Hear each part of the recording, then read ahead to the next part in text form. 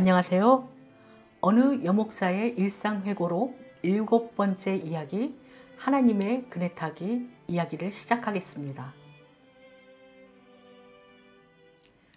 눈에 띄지도 않고 뭔가 특별한 것 하나 없는 평범한 소녀가 있었다. 소녀는 어릴 적부터 노래하는 것을 좋아했다.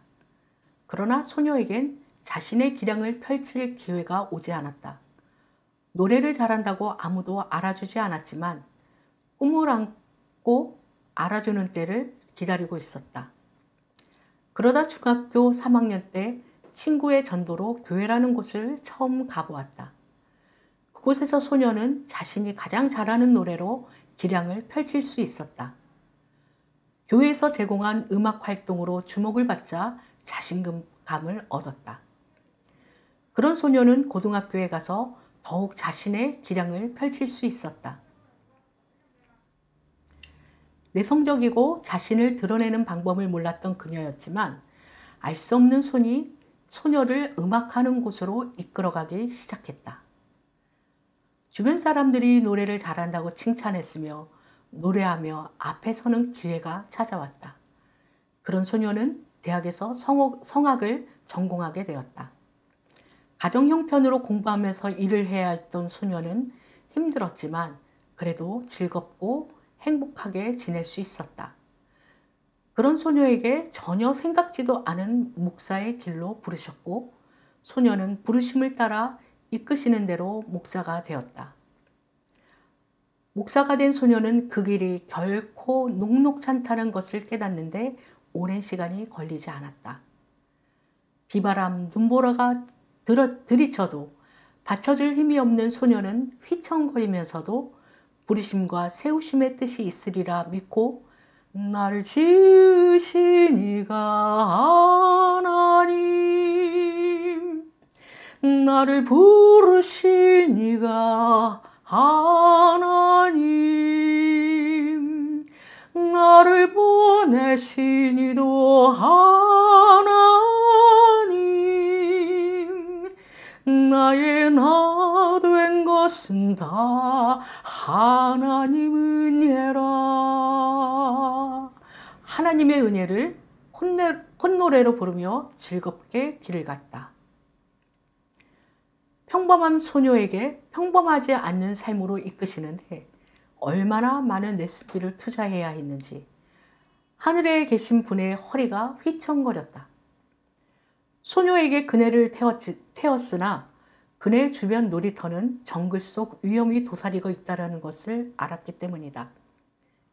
이런 환경에서 소녀가 그네 타기를 잘하도록 밀어주고 끌어주면서 어떤 시련이 와도 그네를 놓치지 않도록 계속 설득하고 어르는 일이란 결코 쉬운 일이 아니었다. 그네를 타는 중 손을 놓치게 되면 다칠 것을 아시는 분께서 노심초사 속도를 조절하는 것은 그분의 몫이었다. 그런 와중에 그분은 소녀를 그네 타기의 명수로 키웠다. 소녀는 오늘도 또 다른 그네 타기를 준비하고 있다. 그네를 준비한 분께서 어떤 방법과 기술로 끌어주실지 모른다. 다만 소녀는 그네만 놓치지 않으면 된다고 마음을 굳게 잡아본다. 밀어주는 분의 속도에 따라 즐겁게 그네 타기를 즐기면 되니까. 허공을 가르며 가슴 깊이 내뱉은 외침이 마음에 남는다. 거의 자포자기에 가까운 한숨 지음. 쏟아지는 빗소리만 들리고 들이치는 비를 피하며 교회를 향하는 발걸음만 재촉할 뿐 아무 일도 일어날 것 같지 않은 고요한 오늘이다. 그러나 고요한 중에 주님은 전능하심을 나타내셨다. 나는 전능한 하나님이라. 그렇다. 오늘도 하나님은 예기치 않은 얼떨결 은혜의 길로 이끄셨다. 우리의 계획과 생각을 초월하여 자신을 드러내시는 장난꾸러기 하나님. 그분의 짓궂음에 소녀의 눈에서 눈물이 솟구친다. 울보금복이 울면서 하나님의 유모에 길들여진다. 소녀의 눈물을 보며 하나님이 하늘에서 웃으신다. 우리를 미혹하려 하는 것은 우리 삶의 중심에서 항상 도사리고 있는 것 같다. 지난 주일 저녁에 어떤 분과의 통화 이후 오늘까지 목구멍에 무언가 걸린 것 같은 느낌을 떨쳐버릴 수가 없다. 그 내용이 사실일지라도 그게 소녀와 무슨 관계가 있을까? 곰곰이 생각하며 성찰하였는데 그 일은 소녀에게 큰 문제가 아니었다. 그것이 사실이라면 하나님이 소녀의 삶에 또 다른 길로 이끄실 것을 믿기 때문이다. 소녀는 하나님의 그네를 타고 즐기면 되는 것이었다. 그런데 목구멍에 걸리는 것은 미혹하게 하는 것이 있으며 우리를 넘어뜨리려는 것이 있다는 것이다. 그것은 사람일 수도 상황일 수도 있다. 그러나 어떤 사람과 상황도 소녀를 흔들 수 없다. 소녀를 흔드는 분은 하나님 한 분뿐이기 때문이다. 상황이 소녀를 흔들고자 했으나 소녀는 상황에 요동하지 않고 말씀에 의지하여 하나님이 이끄시는 대로 따라갔다. 소녀는 오늘 목구멍에 걸려서 걸리적거린 것을 믿음으로 탁 뱉어낸다. 그리고 삶의 즐거운 그네 타기를 즐긴다.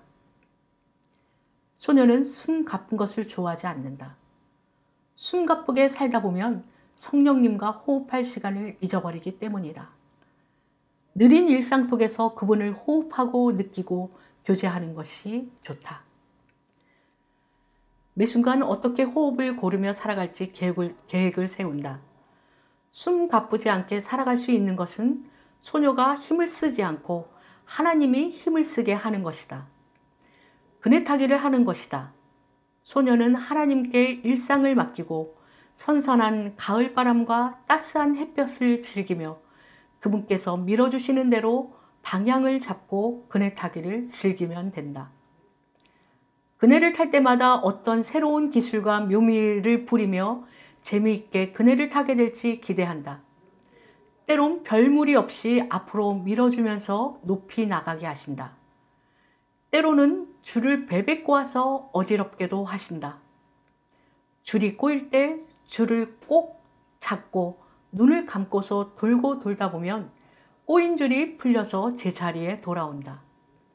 제자리에 놓았으나 어지러움에 진동이 일어난다.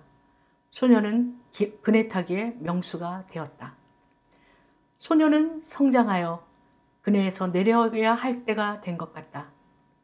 인생 놀이터 정글 속 주변 세계를 향해 더 넓은 세상의 롤러코스터로 갈아타기 위해 비장한 각오로 눈을 부릅뜬다. 찐 하나님의 세상으로, 찐 하나님과 함께.